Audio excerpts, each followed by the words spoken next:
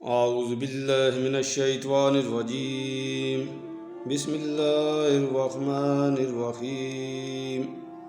رسول اللہ صلی اللہ علیہ وآلہ وسلم نے فرمایا، بیواؤں اور مسکینوں کے کام آنے والا اللہ کے راستے میں جہاد کرنے والے کے برابر ہے، یا رات بھر عبادت اور دن بھر روزہ رکھنے والے کے برابر ہے۔ زندگی کا کوئی اعتبار نہیں جس قدر ممکن ہو دوسروں کے کام آؤ۔ جیسا سلوک آپ مخلوق سے کریں گے ویسا ہی سلوک اللہ آپ کے ساتھ کرے گا۔